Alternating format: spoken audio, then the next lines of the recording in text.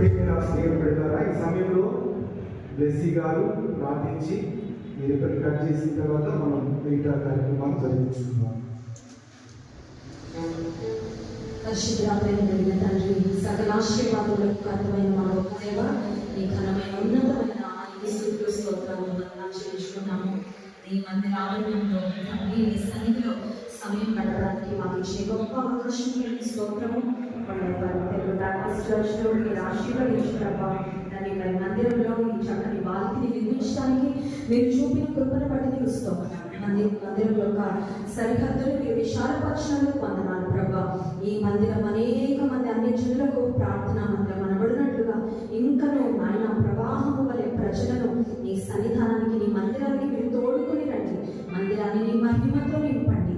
ఈ బాల్కిని నీ నామము పేరిట నీ మహిమార్థంగా ప్రతిష్ఠిస్తూ ఉండగా ప్రభా, నీ ప్రసన్నత ఇక్కడ నుంచి నాయన తండ్రి, ఈ సన్నిధిలో అడుగు పెట్టిన ప్రతి ఒక్కరూ నీ ఆశీర్వాదాలను, నీ దీవెనను, నీ వాక్కును, నిలిచే నెమ్మదిని, నీ సమాధానమును, నీ స్పర్శను, నీ తాకిడిని పొందుకొని వెళ్ళగలిగినట్లు మీ కృపను గ్రహించండి. ఎంతమంది అయితే ప్రభా మరి కన్స్ట్రక్షన్ కొరకు ప్రేమతో సహకరించారు, త్యాగపూరితమైన తమ కానుకలను అందించి ప్రభా నీ మందిర పనిలో వాడబడ్డారు.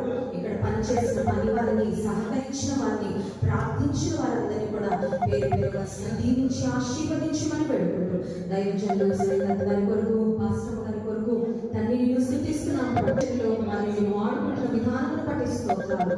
విదాసుని కుటుంబాన్ని సమృద్ధిగా దీవించి ఆశీర్వదించమని పెడుకుంటూ నీ నామం పేరిట ఈ బాల్కిని ప్రారంభిస్తుండగా మాకంటే ముందుగా మహిమగల రాజుగా తండ్రి మీరు ప్రవేశించి ఈ సన్నిధి ప్రసన్నత ఈ బాల్కిని అంతటిలో నింపుమని ప్రభా, ప్రతి ఆదివారం ఏ కూడిక జరిగినప్పటికీ ఈ బాల్కనీలో కూడా సమృద్ధిగా ప్రజలు నిండి ప్రభా నీ సన్నిధిలో మనసారి నేను ఆరాధించినట్లు, నీ సన్నిధిలో ఆనందించినట్లు, నీ వాక్కును పొందుకొని, నీ దర్శన వాక్యం పొందుకొని వెళ్ళగలిగినట్లు కృప దయచేయమని మరి ఒకసారి మమ్మల్ని మేము తగ్గించుకుంటూ నీ ఘనమైన నామాన్ని